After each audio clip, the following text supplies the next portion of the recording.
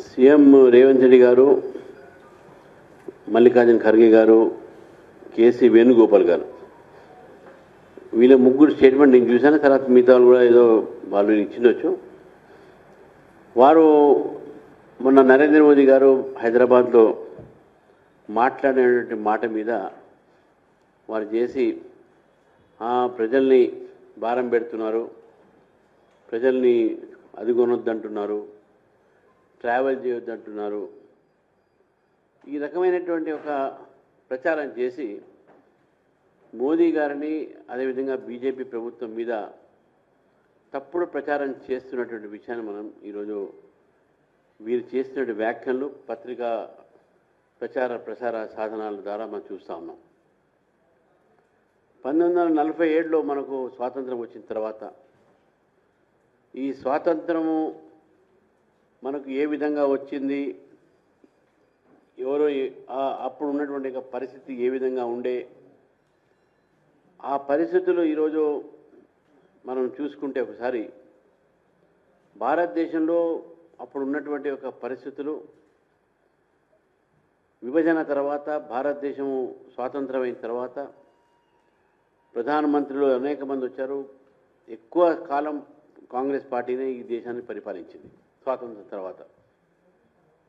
మరి జవహర్లాల్ నెహ్రూ గారు ఆ రోజు వచ్చిన సమయంలో మనకు ఒక యుద్ధం జరిగింది. 1962లో చైనా యుద్ధం జరిగింది. పాకిస్తాన్తోనే 2 సార్లు జరిగింది.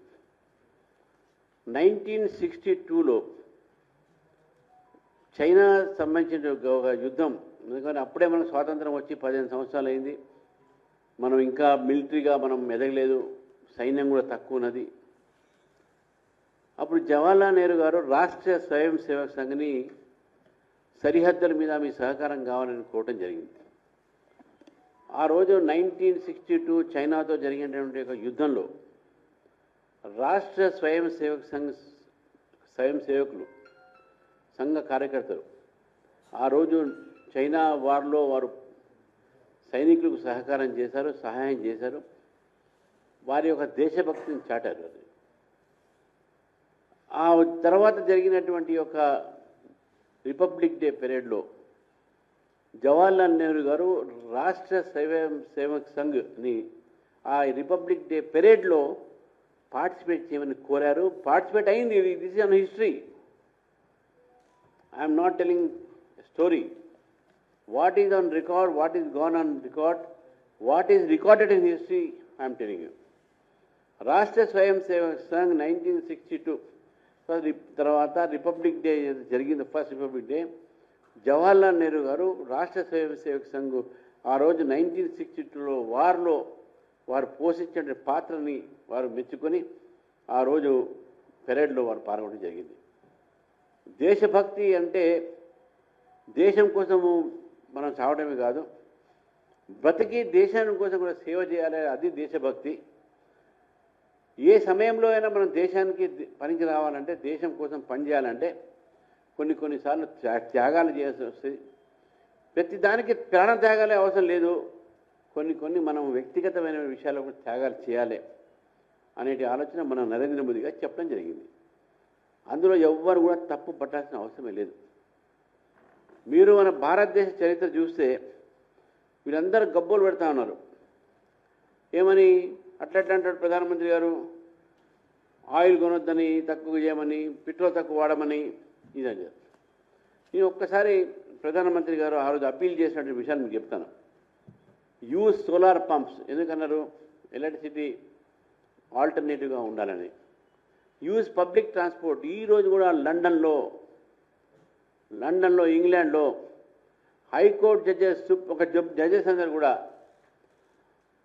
ఎంపీస్ అందరు కూడా, ministers including prime minister, they use tubes అంటే మెట్రో, అండర్గ్రౌండ్ రైల్ని ట్యూబ్స్ అంటారు. అక్కడ ట్యూబ్స్లో వాడతారు, పబ్లిక్ ట్రాన్స్పోర్ట్ వాడతారు. ఈరోజు కూడా మీరు అమెరికా పోయినా కూడా పబ్లిక్ ట్రాన్స్పోర్ట్ యూసేజ్ యూరోప్లో హైయెస్ట్. అంటే వాళ్ళకు డబ్బులు లేక కాదు, వాళ్ళ కార్లు తినలేక కాదు, but that is austerity they maintain. మనం ఏ విధంగా మనం ఆర్థిక వ్యవస్థని వ్యక్తిగతమైనటువంటి ఆర్థిక ఒక క్రమశిక్షణతోనే దేశంలో ఆర్థిక క్రమశిక్షణ వస్తుంది. Individual financial discipline will make a nation financial discipline అనేది మనం గుర్తుపెట్టుకోవాలి. వారు చెప్పినటువంటి సపోర్ట్ వోకల్ ఫర్ లోకల్, స్వదేశీ వాడమన్నారు, ఎలక్ట్రికల్ వెహికల్స్ వాడమన్నారు. నేను చెప్తాను, ఎలక్ట్రికల్ వెహికల్స్ వాడాలి. తప్పే ఉందండి ఎలక్ట్రికల్ వెహికల్స్, పెట్రోల్ డీజిల్కు ఇది ఉంది. తర్వాత ఈ యొక్క సంబంధంతో కొన్ని దేశాల్లో అయితే సైకిల్ మీద కూడా పోతారు టు సేవ్ పొల్యూషన్. ఆంధ్ర యూనివర్సిటీలో ఒక 1 వీక్లో వన్స్ ఎ డే అక్కడ పొల్యూషన్ ఫ్రీగా ఉండాలని చెప్పేసి ఎవరు కార్లు స్కూటర్లు వాడరు అక్కడ, ఓన్లీ సైకిల్ కానీ నడుచుకుంటూ పోతారు. అది ఎందుకంటే నేను ఒకసారి లా కాలేజ్ ఇన్స్పెక్షన్ పోయాను. అక్కడ దూరం వైస్ ఛాన్సలర్ బిల్డింగ్ దూరంగా పోయి అంటే ఒక లా కాలేజ్ ఇంకా ముందు ఉంటుంది. వాళ్ళు స్కూటర్లో పోదాం సార్, నాకు నడవడం కొంచెం కష్టమైతే కాళ్ళ దెబ్బ తాకిందంటే, సార్ ఇవాళ సైకిల్ మీద కాకుండా పోదాం సార్ అన్న వాళ్ళు. సింగపూర్ అండ్ జపాన్లో కూడా వాళ్ళ ప్రైమ్ మినిస్టర్స్ కూడా సైకిల్ మీద పోతారు. ఇది ప్రధానమంత్రి గారు అప్పీల్ చేసిన దాంట్లో తప్పేముందండి. ఇంకోటి, ప్రధానమంత్రి నరేంద్ర మోదీ గారి కన్నా ముందు first prime minister Jawaharlal Nehru గారు వారు ఏమన్నారు, స్కిప్ ఈటింగ్ రైస్ వాడకండే. నార్త్ ఇండియన్స్కి ఏమన్నారు, మీరు రొట్టెలు తగ్గియండి. వారు చెప్పిన మాట, నేను చెప్పింది కాదు. తర్వాత సెకండ్ టైం వారు ప్రధానమంత్రి అయ్యారు. అప్పుడు ఏమన్నారు, మిస్ ఏ మీల్ ఎవ్రీ వీక్, ఒక్క పూట ఒక వారానికి ఒక్కసారి దయచేసి భోజనం చేయకండి, ఉపవాసం ఉండండి అన్నారు. మళ్ళీ లాల్ బహదూర్ శాస్త్రి గారు వచ్చారు, వారు కూడా అన్నారు, ప్రతి సోమవారము మీరు భోజనాన్ని మానేయండి, ప్రతి సోమవారము మీరు భోజనాన్ని మానేయండి. ఇందిరాగాంధీ అన్నారు, జనం ఎక్కువ మంది తింటున్నారు, పిల్లలు పుట్టడం మానేయండి అన్నది, స్టెరిలైజేషన్. అందుకనే సంజయ్ గాంధీ గారు ఏం చేశారు, పట్టణం వచ్చి వాడు పెళ్ళైనా పిల్లగా పట్టుకుపోయి హాస్పిటల్లో స్టెరిలైజ్ చేసేది, పిల్లలు పుట్టకుండా ఆపరేషన్. ఇందిరాగాంధీ గారు చెప్పింది ఇది. తర్వాత we must tighten our belt. ఎవరు, మన్మోహన్ సింగ్ గారు. Need to contain subsidies, money does not grow on trees. ఇది మన్మోహన్ గారు. సబ్సిడీస్ ఎక్కువ ఇవ్వకూడదు మనము, దాంతో దేశం ఒక ఆర్థిక వ్యవస్థ దెబ్బతింటుంది, డబ్బులు ఉత్తగానే రావు అనే చెట్టు మునవు అని చెప్పారు. ఇది వారు చెప్పినటువంటి మాట.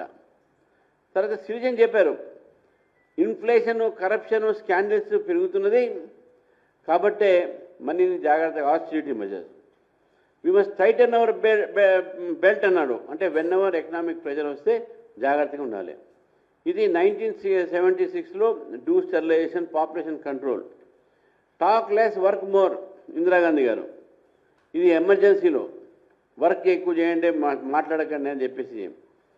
ఇది 1949 నుంచి 1949లో మన ప్రధానమంత్రి ఆ రోజు జవహర్లాల్ నెహ్రూ గారు, దేశంలో చాలామంది మనకు ఈ యొక్క హోర్డింగ్ ఇవన్నీ దాచుకుంటున్నారు, దీన్ని ప్రైసులు పెరుగుతూ ఉన్నాయి, దీన్ని అందుకనే మీరు ఈ యొక్క ఫుడ్ గ్రెయిన్స్ని ఎక్కువ వాడకండి, ఈ ఫుడ్ గ్రెయిన్ వాడితే వేస్టేజ్, మన పంటలు లేవు కాబట్టే మనం అందరికీ సప్లై చేయలేము, కాబట్టి అది కూడా జాగ్రత్తగా వాడండి, రేషన్గా వాడండి అన్నారు. అప్పుడు పాకిస్తాను కూడా అప్పుడే నిర్మాణం అయింది కదా. అప్పుడు పాకిస్తాను మన దేశం నుంచి విడిపోయినప్పుడు అదే స్పీచ్లో, ఇండిపెండెన్స్ డే స్పీచ్లో ప్రధానమంత్రి జవహర్లాల్ నెహ్రూ గారు ఏమన్నారంటే, మనకు పంటలు పండే భూములన్నీ కూడా పాకిస్తాన్కి వెళ్ళిపోయినాయి. అంటే పంజాబ్ చాలా బాగా వెళ్ళిపోయింది. మనకు పంటలు పండే భూములన్నీ కూడా పాకిస్తాన్కి వెళ్ళిపోయింది కాబట్టే మనకి పంటల భూమి తక్కువ ఉన్నాయి ఇక్కడ మనకు వాళ్ళ దృష్టిలో. కాబట్టే మనం కూడా పంటలు పండించిన దాన్ని దాచకండే, తక్కువ వాడండి అని ఆ రోజు 1950sలో అన్న మాట జవహర్లాల్ నెహ్రూ గారు. వారైతే అనమాయ తినొద్దన్నారు. ఇవన్నీ price of essential communities also a thing, there is a war in Korea. భారతదేశంలో ధరలు పెరుగుతుంటే, ఇన్ఫ్లేషన్ పెరుగుతుంటే దానికి కారణము ప్రధానమంత్రి గారు స్పీచ్ ఇచ్చినట్టు, జవహర్లాల్ నెహ్రూ ప్రధానమంత్రి అంటే అప్పుడు 1950లో, మరి ప్రధానమంత్రి నరేంద్ర మోదీ అన్న రాశారు, 1950లో జవహర్లాల్ నెహ్రూ గారు అన్నట్టు మాట 1951 ఇండిపెండెన్స్ డే స్పీచ్లో, భారతదేశంలో ధరలు పెరుగుతున్నాయి, కొరియాలో వారు జరుగుతుంది కాబట్టి, యుద్ధం జరుగుతుంది కాబట్టి. కొరియాలో యుద్ధం జరుగుతుంటే భారతదేశంలో ధరలు పెరుగుతున్నాయి, ఇన్ఫ్లేషన్. ఇది వారు చెప్పినటువంటి మాట. ఈ కొరియా అమెరికా కంట్రోల్ తీసుకోవాలనుకుంటుంది, అమెరికా కొరియాని కాబట్టి యుద్ధం అవుతుందని చెప్పి వారు చెప్పడం జరిగింది. 1959లో కూడా వారు అదే అన్నారు. ఈ విధంగా జవహర్లాల్ నెహ్రూ గారి మాటలు ఇవి. ఇకపోతే మీరు మన ఇందిరాగాంధీ గారు, ఇది ఆ రోజుల్లోనే ఒక ఇంగ్లీష్ పత్రిక హిందీలో వచ్చింది. ఇది మరి ఏమన్నారు, don't buy gold, don't buy gold. Indira Gandhi గారు అన్నది. తండ్రి అంతకుముందు అన్నాడు డోంట్ బై ఫుడ్, ఇప్పుడు ఆమె don't buy gold. Indira tells people appeals for national discipline.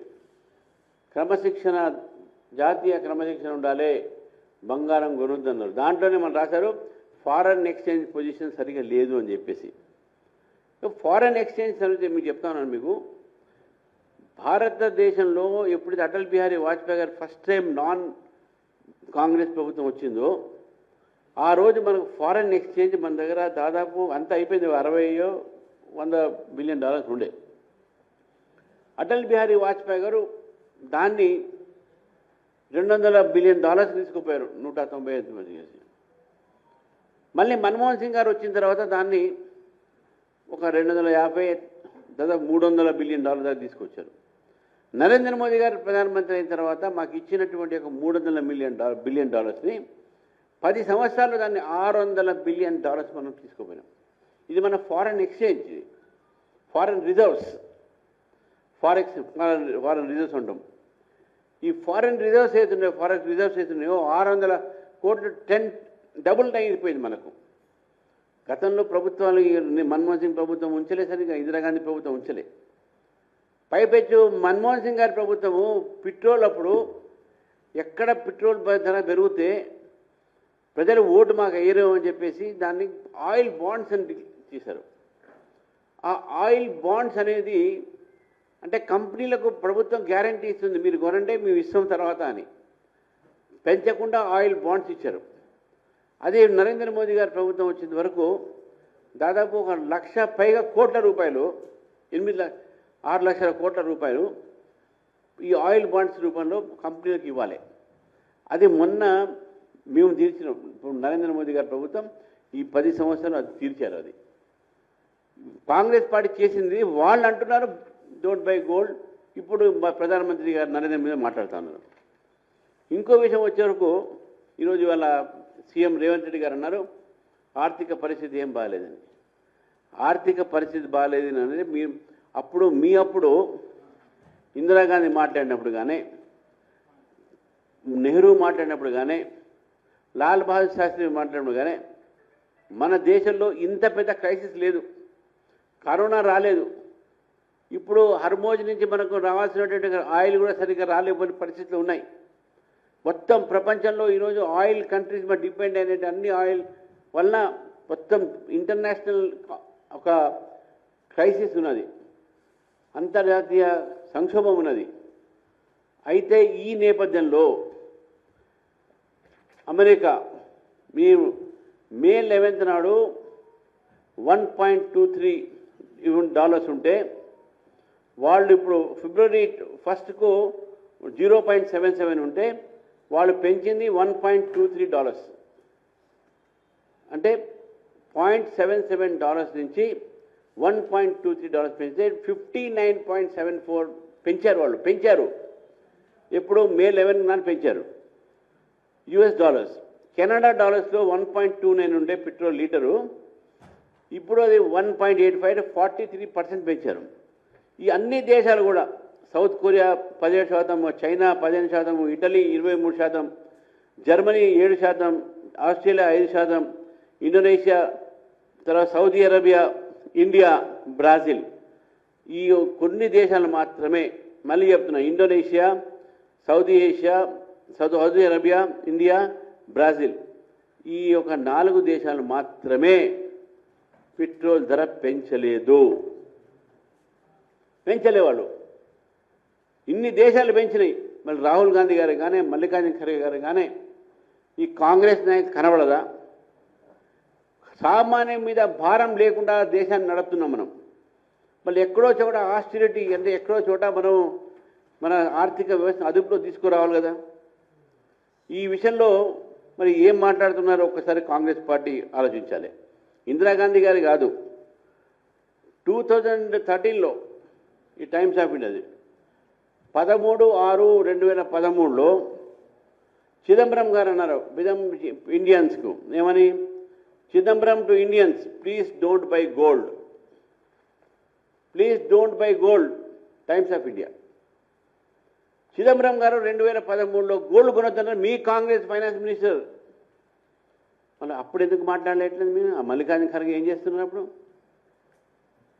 Rahul Gandhi గారు ఇప్పుడు మాట్లాడుతూ ఉన్నారు.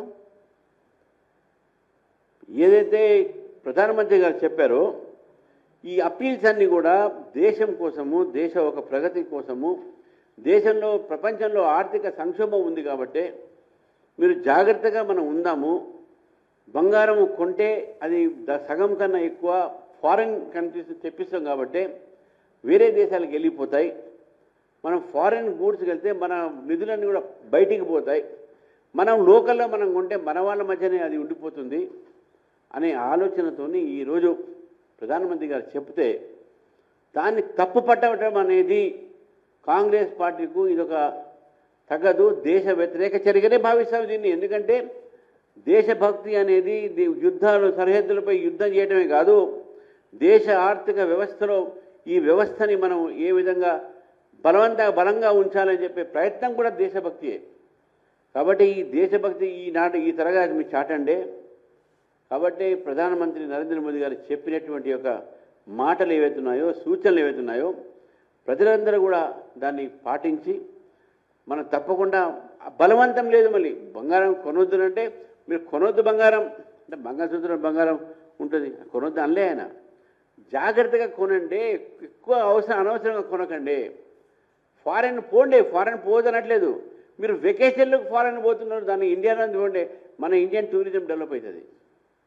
ఫారెన్ మీరు పోతే అక్కడ వాళ్ళకు ఇన్కమ్ పెరుగుతుంది.